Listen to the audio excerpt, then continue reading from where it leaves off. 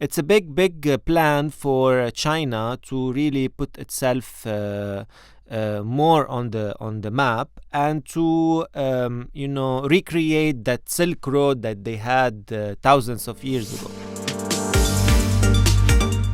Hello everyone and welcome to DeafCat Studios Localizing Ideas podcast series.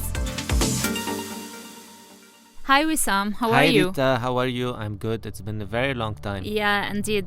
So tell us, do we have interesting info to share with our followers Yes, today? Yes, definitely. A lot of things happened since our last podcast. So let's kick it off. I've been lately hearing you talking about OBOR a lot. What is OBOR? One Belt, One Road. I've been thinking lately a lot about opening our services to the Chinese market. Actually, it started the other way around. We started receiving requests from Chinese clients to localize, it started from the entertainment industry to localize some of their shows to dub them into Arabic. So it got me thinking, and it's been 2 years ago, got me thinking about how can we,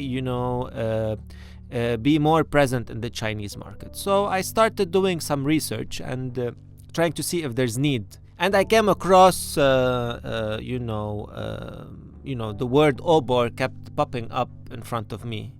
So after I've done my due diligence, OBOR is basically what you said. It's the One Belt, One Road. It's an initiative initiated by the Chinese president, Xi Jinping, back in 2013. It's a big plan for China to really put itself more on the map and to recreate that Silk Road that they had thousands of years ago. But basically, China is building a vast network, a corridor between China up until the Middle East. Okay? It includes basically some 65 countries, 4.4 billion people, and that's 62% of the world's population. I have some numbers here in front of me. Mm-hmm. So this Silk Road, or the Silk Road economic belt as they call it, China is really putting itself on the map again and expanding its reach and its influence in the region, from China till the Middle East. Okay, and it's tapping into different verticals or market sectors, from oil and gas to telecom to healthcare to whatnot. And they're quite advanced now, if you want, infrastructure-wise, or building the relationship with the different governments. On the business side, they've done a lot, and they built a lot of relationships, and they have quite an interesting offer and competitive offer in whatever they put their hand into. From construction to telecom to whatnot, all these projects that they take, they're very competitive. I mean, this is normal. It's China. However, there's something that they lack. I kind of realized it, is that image-wise and cultural-wise, China needs to really step up its game. I'll give you a quick example. Huawei is China's top telecom IT company, and Huawei, compared to let's say Apple, lacks a lot in terms of brand equity and in terms of resonating with a target audience that are outside of China. So Huawei in China is a beast, but Huawei outside of China is still not that big. And Huawei is huge. Okay, by the way, Huawei is a monster, is huge. Okay, so think about brands that you don't know.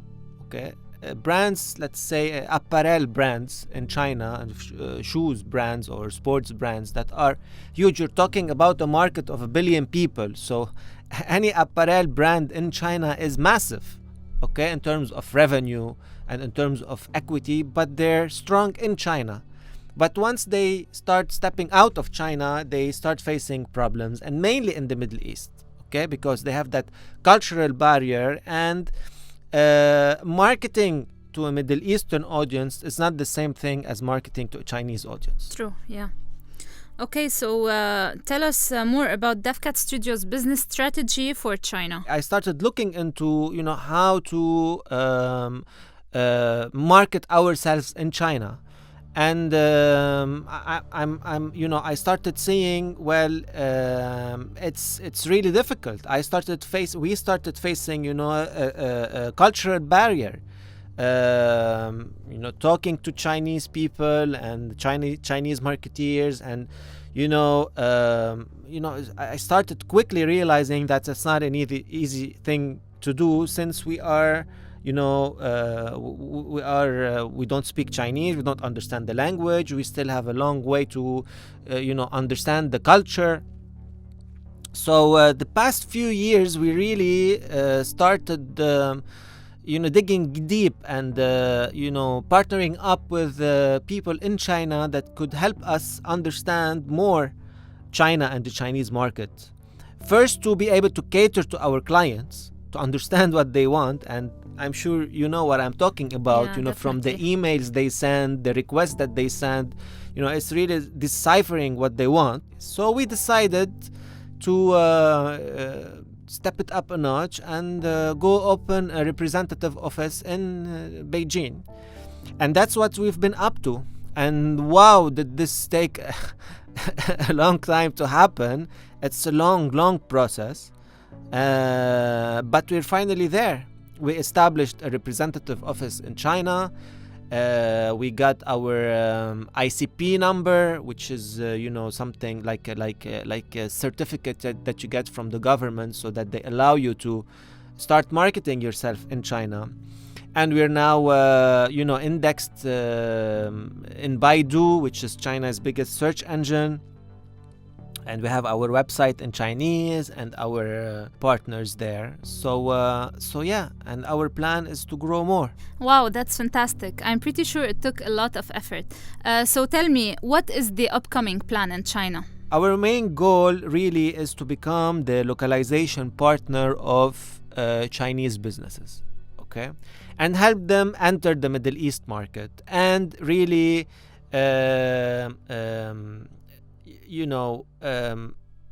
bring the same equity that they have in China and establish it and build it in the Middle East. So again, that apparel brand that is huge in China, we really want to help them become huge in the Middle East.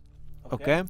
So localization is a big word. We've been talking about it a lot. It starts from simple translation to really branding, communication, marketing, strategies. So it's really localizing ideas, right? So taking those Chinese brands and businesses and localize the whole brand, vision, values, creative content, and all of that, so that they can have a fair representation or a true representation of who they are in the Middle East. So after we have established a representative office in China with our Chinese Lebanese partner, who are they're called the Kadisha Group, and thank you Marwan for helping us doing that. Our short-term goals until the end of year is to really focus on onboarding more Chinese clients, okay? So we're optimizing our service offering, trying to really find that service that they require, or a bouquet of services that they require, and building strong relationship with Chinese businesses. And how is this going to be achieved? First, we have to understand the pain points of the Chinese client. Okay, so it starts really by, okay, there's the elephant in the room that we need to talk about, which is when you say Chinese brand in the Middle East, you're automatically categorizing this brand or this product as an inferior product. Okay, this is a Chinese brand, this is a Chinese product. Chinese in our culture means cheap and doesn't work and it will break in 2 days, or it's a knockoff. Okay, so this is a huge problem for Chinese brands businesses entering the region. Okay, and this is not the case. Chinese brands, some of the Chinese brands out there are incredibly good. Okay, Huawei is an example. It's one of the examples. It's the example that we know about. Yes. That problem is mainly due to the improper marketing that Chinese brands don't do, basically. They don't do any marketing. Or if they do marketing, image-wise and communication-wise, and, it doesn't look good. Yeah, I know.